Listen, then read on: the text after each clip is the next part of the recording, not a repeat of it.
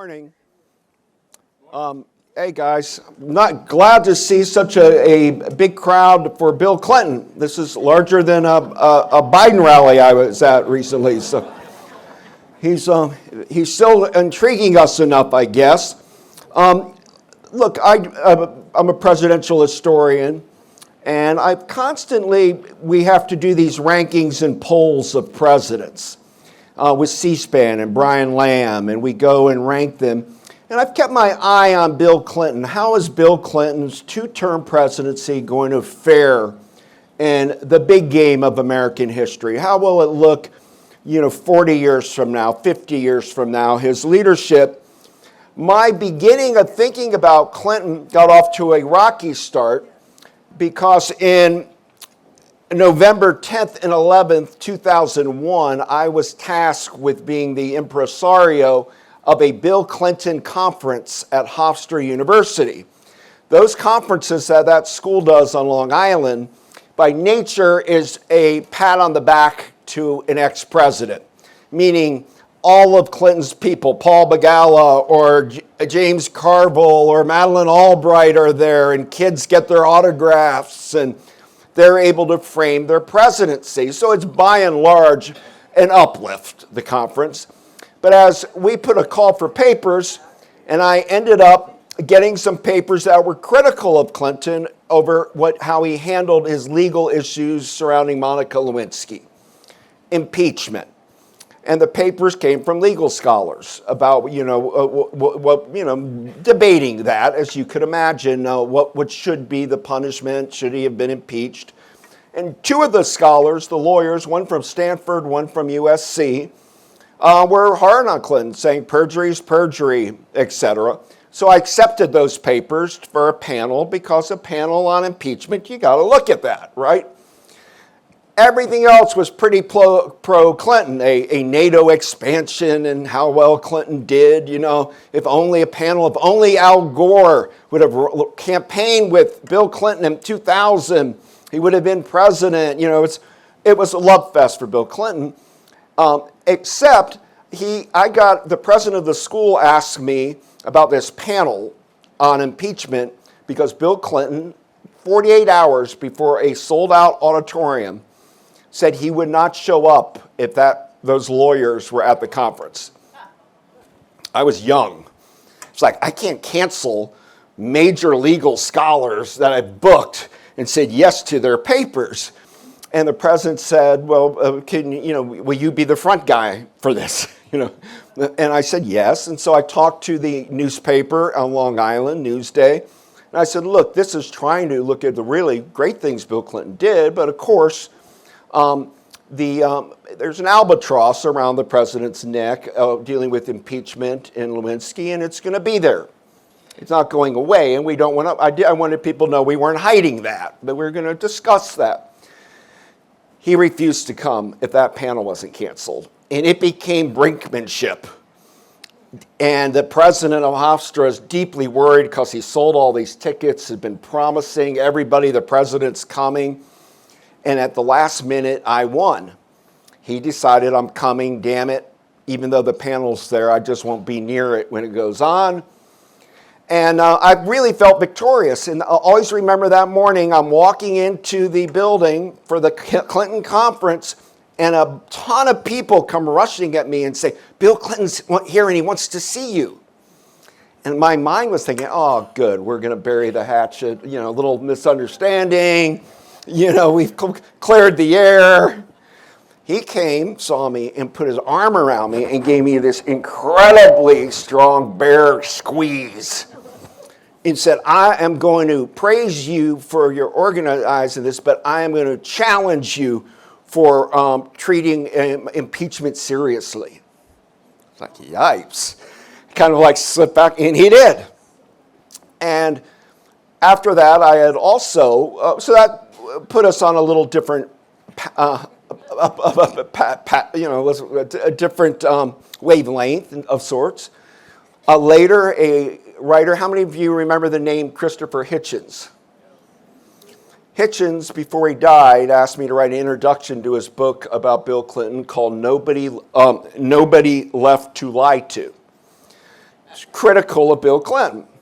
Hitchens was a brilliant writer, and when you just read it, it was like eating ice cream. He's so fine, and he was a friend, and so I wrote that intro. And I've written other things about Clinton, but I'm not a Clinton scholar. However, in recent times, I've pulled back and I'm really looking at Clinton's 2 terms, and I think there's a lot there, and it's a shame that we're not able to get Clinton and what he did in a proper frame, and I hope to be able to do that with you right now. Keep in mind, Jimmy Carter haunts Bill Clinton in one way. Bill Clinton won, 5 times, governor of Arkansas. He kept winning.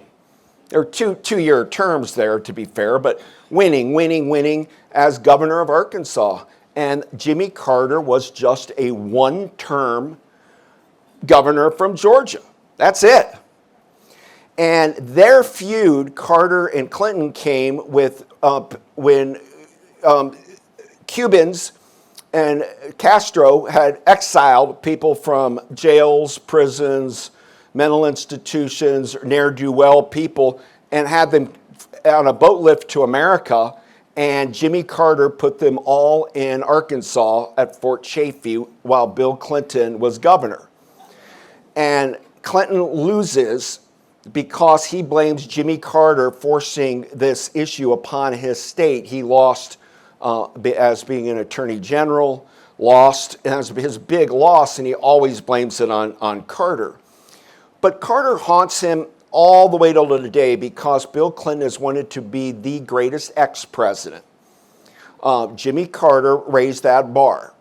Incidentally, when we talk about a 1-term Jimmy Carter who's 99 years old right now, we all know his wife just passed since our last gathering at Rancho Mirage. History is starting to shake out Carter's accomplishments, and you really can put them on a list. Does not mean he was politically effective president. I mean, he alienated the Scoop Jackson conservatives of his party, Jimmy Carter, and the Ted Kennedy liberal wing of his party. He said the Democratic Party is an albatross around my neck, Carter, right at the time of his inaugural. And he did things, but he never built a strong coalition. There became no such thing as I'm a Carter Democrat. But we do an upward love of presidents when they get a certain age, and particularly when they pass. And at 99, people are looking at Carter, and particularly in the age of Trump, and are saying, my God, what a squeaky clean president Jimmy Carter was. And look, Camp David was peace between Egypt and Israel, and he hammered it together with Menachem Begin and Anwar Sadat. And Carter played a very visceral, hands-on role in the Camp David Accord. He did not get a Nobel Prize for it. Begin got a Nobel, and Sadat got a Nobel Prize. But Carter was the energizer of Camp David. Panama Canal Treaty, controversial. In the Senate, it went 50-50 to give the canal back to Panama with favorable shipping terms for the United States. But nevertheless, 50-50 tie broken by Walter Mondale and Carter. Panama Canal Treaty is seen as an accomplishment. He is the president, Carter, to recognize the People's Republic of China officially. It was not Nixon and Kissinger. We did not recognize China in 1972 when Nixon went and made his famous walk. It took some years, and it took Carter and Deng Xiaoping to finally formalize that friendship, and we opened our first consulate in Houston, Texas, and things started from there, the beginning of what we consider a modern Chinese-American relationships, really beginning with Carter. Carter injected the term human rights into our foreign policy, creating a State Department desk for human rights. It was a fickle approach. Some countries we threw human rights on them, and others, if they were a friend, we didn't. So it wasn't a unifying field, but it's not a bad thing to be associated with. Eleanor Roosevelt and human rights, Jimmy Carter and human rights. He did things like create FEMA, Carter. Department of Energy was created by Carter. Superfund sites identifying toxic waste. On conservation, he saved land the entire size of California for the National Park Service as monument lands in Alaska, which someday might look big if the world's shrinking and we have open space in Alaska. I could go on and I won't. The point is, he put some points on the boards of history that when he passes, people are going to remember that he did these things. And mainly that as ex-president, after Anwar Sadat was assassinated, Carter told me that changed his life. Because he left the presidency January of 1981, got killed by Ronald Reagan, depressed with Rosalind and Plains, starting to write a memoir, Keeping Faith, looking to raise money for a presidential library. And then boom, Sadat gets killed. And in Carter's view, Sadat is killed because of Camp David. And Carter recognizes if Sadat gave his life for peace between Egypt and Israel, I, Jimmy Carter, will donate my life to making peace in the world. And it becomes what motivates Carter's ex-presidency. In addition, Habitat for Humanity of building houses, in addition to his trying to have free and fair elections and being a monitor around the world, a legend starts growing to the point that we say he's the great ex-president. The cliche is that Jimmy Carter used the White House as a stepping stone for greater achievement. Bill Clinton notices that, and Bill Clinton, very competitive, would like to be the great ex-president. He's done so much with his Clinton Foundation dealing with AIDS and hunger. If you're going to go dollar for dollar, the money Bill Clinton's raised for world, global health care initiatives is phenomenal. But there's no Nobel. Jimmy Carter won it as ex-president. Al Gore won a Nobel as ex-vice president for climate. Not so for Bill Clinton. And why hasn't Clinton been rehabilitated more? First off, keep in mind, and then I'm going to get in the weeds a little about his accomplishments, but keep in mind, after he left, everybody thought if he was very popular, he could have won a third term, Bill Clinton, in 2000. And Al Gore, who had a moral streak, or a moral, whatever you want to call it, rectitude, but didn't want to be with Clinton on a stage. He was that hurt by Monica Lewinsky and the lies of Clinton and his extramarital affairs, so Gore kept a distance. We now think if he would have unleashed Bill Clinton, who was at his strength as an orator, the comeback kid, the closer, that Gore probably could have found extra votes if he would have used Bill Clinton.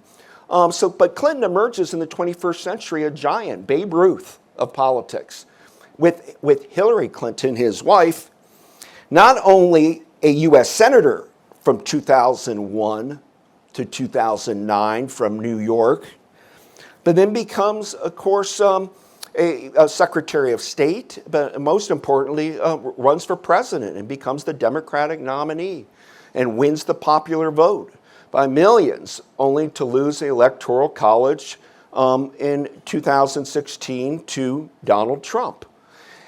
Up until that loss, that assumption, you all know, people thought that Hillary Clinton was going to win. No way could Trump win. Imagine if she won.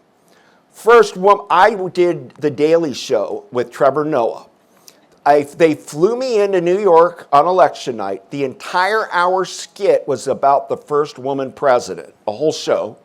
They were doing Susan B. Anthony skits and all this, and they were wheeling me in as the straight guy historian to talk about how amazing it is it's the first woman. The time I got in the studio in New York, Trevor Noah, I sat in the green room, everybody was depressed. This was a Clinton group, producers. And then he walks in, Noah, and says, hi, this is not good. This is not good what's going on today. And I said, well, I know. He goes, no, you're not hearing. I can't do the show. I'm too upset to do the show. I cannot be funny. Well, I was nervous already because it's a live audience sitting out there. This is a comedy venue. It's not. And I realized he was talking, I very meekly said, well, maybe I can be funny. He said, please, you're it. Go, give it, joke, anything, because I have nothing. I only illuminate that to tell you people were stunned, shocked, and probably still are in certain quarters. But Bill Clinton did not build Clinton studies up because he was always about Hillary Clinton, meaning they weren't looking to open up papers and documents at Little Rock and show anything that's ever been signed. And they were trying to keep people a little standoffish. They weren't trying to develop a legacy machine. The legacy was going to be the next president of the United States, Hillary Clinton. When she lost, there became a kind of a pit, a hole there. She's no longer, meaning all power gone. Yes, his presidential library in Little Rock is beautiful, but not many people go. And Hillary Clinton's not liked much in Arkansas of today. And he's so down there. But yet, I think that Clinton is one of the great presidents of our lives. And I've had to come to this in a roundabout way. Some of the things I knew at the time, one that I had written about was the so-called Clinton Doctrine. The Clinton Doctrine during his presidency was that American foreign policy was about free trade and that we started opening up trade offices and embassies and that global democracy was the new wave and that it was going to be based on capitalist trade, that a country that has American businesses, let's just say Kentucky Fried Chicken, if they're building a lot of them in Bulgaria, it creates a kind of a capitalist zone. Thomas Friedman's written about this quite a bit. But this it was part of an idea of economics and as a softer power to stay out of war, continue to work the trade circuit. He had two good secretaries of state, in my opinion, Warren Christopher and Madeleine Albright, certainly two secretaries of state that are very noble individuals. Now, Christopher, you make a guess how many times Warren Christopher, as Secretary of State, went to Syria. 27 times he flew to Syria, trying to solve what we're all mired in this morning in the whole Middle East conundrum without any great result. And I have to be critical of the fact that Bill Clinton was not able to apprehend Osama bin Laden, and that will fall upon Barack Obama too. But, I think with Richard Clarke, I think Bill Clinton is ahead of the game on stateless terrorism, how to fight it, how to look at it. He had opened all sorts of silos around our country that were medical silos of how to deal with an epidemic if it would have hit America, a COVID, but worse, and how our country could have surgical, medical, needs delivered on a state-by-state, city-by-city basis. Clinton pioneered all of that, prioritized it, and it went into disrepair, that whole system, once he left. But the big, and he does the Chemical Weapons Convention. I think we all think about this term, which I never loved, and it might be one reason why he doesn't get credit for it. They called beyond, I think, the Clinton doctrine of trade as a core component of U.S. foreign policy solid. But then he did, if some of you might remember, the idea of democratic enlargement. Some people said it sounded like prostate enlargement or something. It's and it particularly with NATO enlargement. And he did. And he caught a lot of criticism for adding Poland, starting to add Poland and break up the Czechoslovakia and have them, Czech Republic and Slovakia and the growth of NATO. Unfortunately, Ukraine was not part of that. But I think democratic enlargement of NATO looks good in the long run because it at least means that we're looking at traditional Russian expansionism right now, and at least we had put a bulwark for the countries lucky enough to get into NATO, and congratulations to Sweden recently just getting in. So I think that makes Clinton, but I can go on with some mistakes with that process of NATO enlargement, but you got to give it a thumbs up, I think, in history. NAFTA, George Herbert Walker Bush wanted NAFTA, and so did Clinton. And as you all know, again, trade of North America between Canada, United States, and Mexico. For business owners, it's been highly successful. For some towns that are struggling in America, they blame NAFTA for their woes. Do keep in mind, before Bill Clinton did anything with NAFTA, remember in 1992, NAFTA was a big issue. And remember who was against NAFTA? Ross Perot. Ross Perot, the billionaire from Dallas in 1992, ran a bad third-party campaign. He would just go on TV, if you recall, of a certain age, on with Larry King and kind of mix it up, and was very kind of folksy and all of this, but he had the money, and then he was running, then not running. But he ran on one issue. The sucking sound you hear are your jobs being sucked out and going to Mexico. Do you know what Perot got in 1992? 19% of the vote as a third-party candidate. 19. And if you want to understand Trumpism, and you can talk about Southern segregation mindsets, you can talk about Al Capone, mafia-like styles of authoritarianism, you could talk about his love of dictators like Putin, talk about Trump as Huey Long. We're doing all of that stuff, trying to understand Trump. But often it's forgotten that Trump noticed that 19% of loose voters on that sucking sound of Ross Perot, and he went for him. And it's about beating up on Mexico nonstop, and about talking about that there's taking American jobs and they're creating crime in the street, and they're here not legally, and bum ba bum ba bum. It becomes a core component, Perotism of Trump. And on the other side are the Republicans and Democrats. Clinton and the Bushes agree on NAFTA. So, but for the Trump people, that's the establishment. Okay, so, let me just tell you some of the things that happened in the Clinton years that we forget. Timelines go quickly, a decade flies by. But Bill Clinton, for starters, in his 8 years, oversaw the largest economic expansion in U.S. history. That's a big event. He also added 22 million new jobs, and when he became president, unemployment was at 7%, and he gets it down to 4%. Solid economic record there. For any president. Add to that, the highest U.S. home ownership in American history occurred during Bill Clinton's presidency. More Americans were able to get a home and afford it during the 1990s. The unemployment I mentioned, incidentally, was the lowest unemployment when it went to 4%. That was the lowest in 30 years it had been. So you can feel his policies having an impact. He raised education standards, increased school choice, and doubled the funding for public education and training of teachers.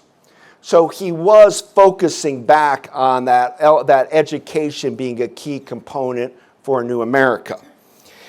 Technology, guys, when Bill Clinton was sworn in 93, nobody emailed.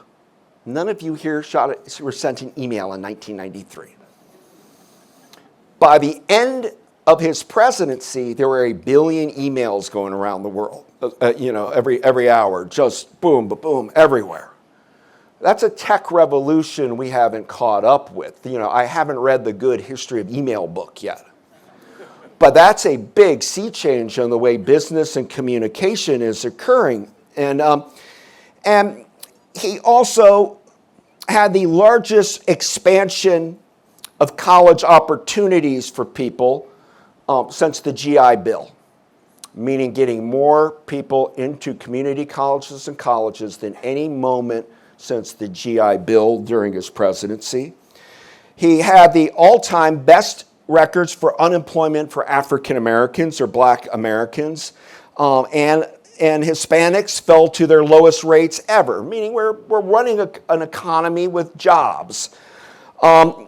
He also raised education standards, and more than anything else, on the school front, started talking about, we are now about the need for civics and geography in the schools and ways that we get grounded in what is our democracy. This seemed kind of trite. It seemed like Clinton saying, a bridge to tomorrow and civics education. And but now I hear from parents everywhere wishing, where's the civics classes? Where do our kids learn about our foundational texts like the Constitution, the Bill of Rights, the Declaration of Independence, Lincoln's two inaugurals, the Gettysburg Address, Emancipation Proclamation, Dr. King's speeches, foundational things with kids without really any mooring to understand them. In that school education front that we don't give Clinton credit for, under Clinton, 95% of our schools got connected to the internet, schools and libraries. 95%, 8 years, the country got hooked up with the modern internet. It was a big feature of what Clinton wanted to do. We don't even really think about it anymore. Nobody gives, it's not the Clinton internet system. Al Gore once mentioned he should, dabbled in it and he gets hammered for it. But really, it was very successful at getting that done. America at that time, 90s, through every year of his presidency was the lowest crime in American history, or at least the lowest since we can measure it since World War II. So let's just go with that, with World War II. So crime rate was going down. Now, some of this is controversial. He put 100,000 more police on streets. He was very pro the blue, putting 100,000 more cops out in key areas, and that got some, gets constituencies angry, but it did help. And he also enacted the most sweeping gun safety legislation in a generation. 1993, the Brady Bill. Some of you will remember what the Brady Bill was about. But he ended up making sure that 600,000 felons, fugitives, and others were prohibited from ever buying a gun. And it saw immediate decline in crime. The Brady Bill, as you know, was a consequence of Ronald Reagan being shot in March of 1981 and was wounded at the Washington and rushed to George Washington Hospital, and Brady, press secretary, gotten wounded, and that was the one real moment of gun reform because it happened to Reagan and Brady's name. It seemed it was going to be bipartisan.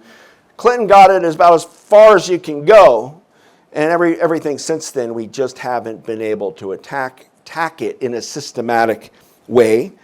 Some people wish Clinton could have done more, or that Brady Bill would have done more, but I think at the time it was seen as a big stepping stone for starter, and then you keep moving. So it made sense, and still makes sense, but alas, we didn't go anywhere much with it after Clinton, and yet the school shootings and the heinous crimes have continued.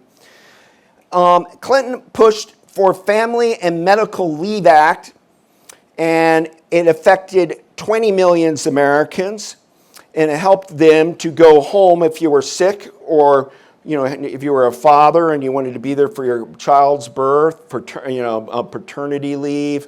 But the idea of more time to mend when you're sick and time for childbirth.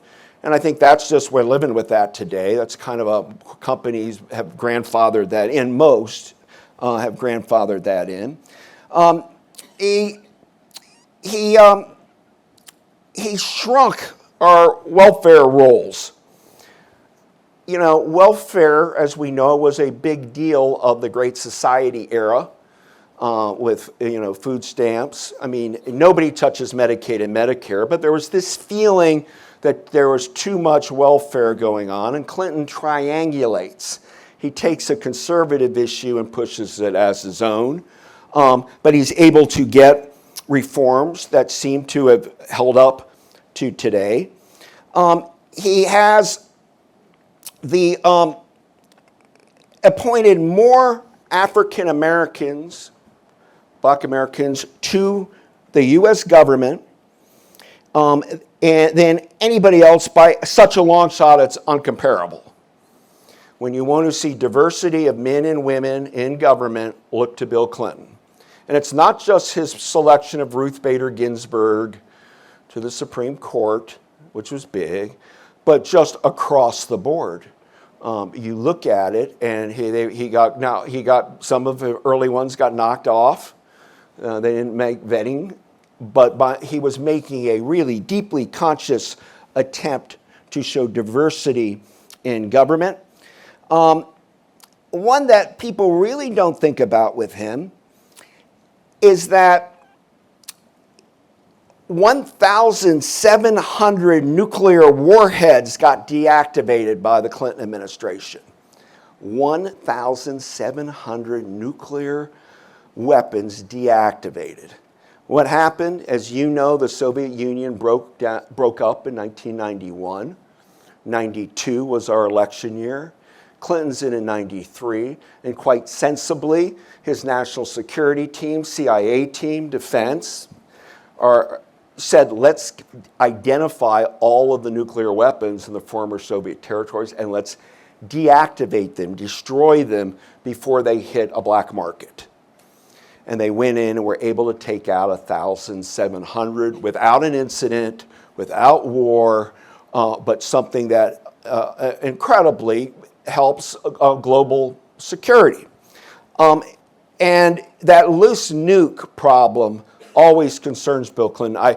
I should tell you, I've been talking to him a lot at Chappaqua recently about a lot of these things, and that I think he feels if there was something that maybe we weren't thinking about enough as a people, is how many nuclear weapons were just all over being abandoned places, and their value to a bad operator, like if Hamas got them, for example, or Al Qaeda, let alone an African country or Yemen or somewhere.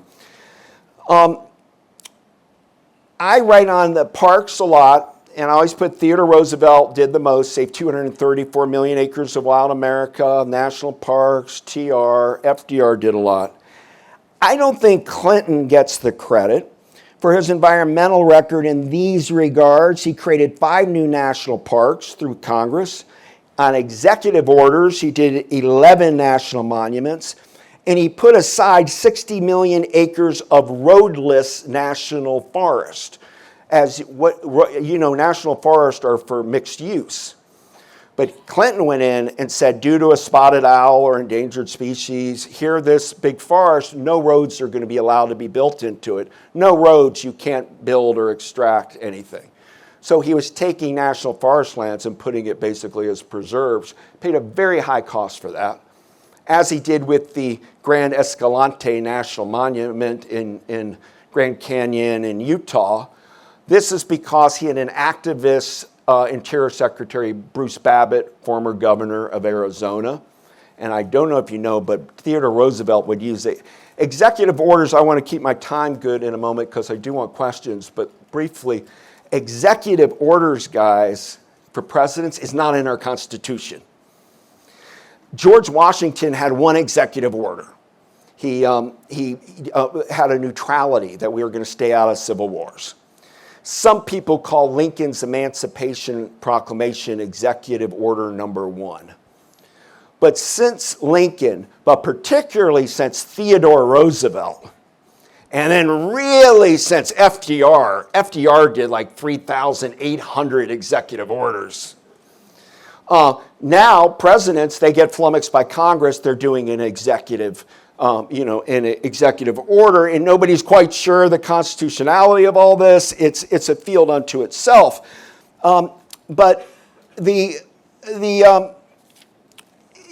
Clinton signs hundreds and hundreds and uses executive orders as a threat to what he needs to get done. The big thing that pushed America in this period of the 70s, 80s, and 90s, guys, is that word triangulation. Look at China. Nixon despised communism. That's his whole career. Nobody would have thought Nixon's biggest thing would be the China breakthrough in 72. But it was because nobody thought it was Nixon that Nixon can do it. Because nobody can claim he wasn't wasn't hard on communism.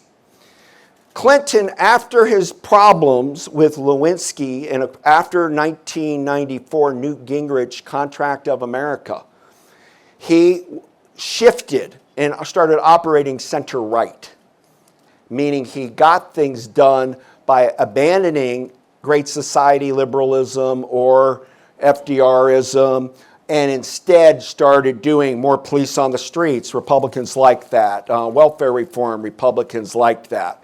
He'd score ones like that, so then he could do one like roadless national forest, which Republicans hated, but he did it as a one-offer, but he just did a couple deals with the devil of Newt Gingrich. And that's what politics is. Clinton is operating as a very shrewd Machiavellian player. I think one of the things that really doesn't go, I'll last one because we've gone domestic for a long time, and I am conscious of the time. He pushed forward the safe drinking water. I'm telling you, there are two things all of us take for granted, is that in America, we turn on our faucet, we take a bath, and we're getting clean water. It's a miracle in a lot of world, our water system and our sewage treatment systems in the United States. And you don't get high marks for that stuff because nobody's really, it's a birthright. We have water in our faucet. It's not going to be rusty. It's not going to be Flint, Michigan. Or Mississippi, Jackson, Mississippi. And Clinton's pushing hard the power of clean water, which gives us the term of environmental justice today in a very real way. Meaning Clinton is saying we've got to help poor neighborhoods have clean air, clean water, no junkyards, no contaminants near a school. And today environmental justice is a big movement unto itself. Climate justice it's sometimes called now, but it's the same thing. The environmental justice started Cesar Chavez and Dolores Huerta here in California. No pesticides that are making our children sick, right? I mean, the Montgomery bus boycott of Rosa Parks. You don't want to sit in the back of the bus in 100 degrees Montgomery with the windows open with diesel just pouring in on you, because it's not good for your health. So environmental justice issues have been there, but they haven't been framed the way that Clinton was able to do it. I think the main takeaway I get from all of this is his intellectual power, his friendship with Tony Blair, the tightness, his ability to go to Prague and play saxophone in a pub, and praise Václav Havel and become friends with him. His embracement of Nelson Mandela. Do you guys know who Mandela's great friend was? Gaddafi. Just pull up your phone and put Nelson Mandela and Libyan's Gaddafi when you want to play virtue signaling games of, it's a messy world out there. But Clinton, one of his more powerful stories he told me is that when he watched Mandela get released from Robben Island, and Mandela's best friends were the people that jailed him. And he said, I have no animosity to the people that kept me in prison. And Clinton said, I don't get that. I'd be so pissed. He's blocking me up. And, and he said, ask Mandela how. He said, if I didn't love them and befriend them, then they would own me. And that dug in deep with Bill Clinton when he was going through his impeachment woe, not hating the Republicans that were impeaching him, not hating the reporter. It's a struggle. But he was able now to frame his life in a way where he functions without that sort of enemies list or over sense of victimization, although he does feel that impeachment was a badge of honor, which I don't agree with. The last thing I'll say, and it's sort of silly to have to say it, he had a big failure in '93 of the health care reform. He put Hillary Clinton in charge of it. It went sideways. He didn't make the inroads in health care. But I will tell you this about Clinton right now in this election year. He was always stayed optimistic. And it's a can-doism. He was trying to marketeer, and let's say he's a salesman. Let's say he's an Arkansas car salesman. Let's say what you want. He was always leaning forward, America's better days, times are good, we can do it. He framed himself with the power of positive thinking. I think that came as growing up. His real name was William Blythe. His real father was killed in a trucker killed before he was born. And his stepfather was an alcoholic who used to abuse his mother. He had a really hard childhood, Bill Clinton. And Ronald Reagan had an alcoholic, hard childhood too. And there is evidence that if you endure that, sometimes you need a happiness. Like, Reagan used to give a jelly bean to everybody. Oh, no fights after the meeting. We're all friends, and Bill can be that way. I mean, but he not quite to Reagan extent, but nevertheless, he tries to recognize how blessed he is to go as far as he is. He reads books every day, nonstop. He'd be great at this book festival. He wrote his memoir, My Life, and he's just finishing a second volume, which is about his post-presidency. And lo and behold, he's kind of a Babe Ruth of politics in hiding in Chappaqua. And there'll be a time when we rediscover what Clinton's 2 terms meant for the country and what it meant in the end. Yes, I didn't get into Haiti and Bosnia and Kosovo, but it meant a balanced budget, and it meant surplus. If you're not, after 8 years, guys, and you're not in a major war, you're keeping peace, democracy is growing abroad, you have great international partnerships with world leaders, personal and powerful, and the economy is doing well, and there's no debt, and you have a surplus, that's a good president.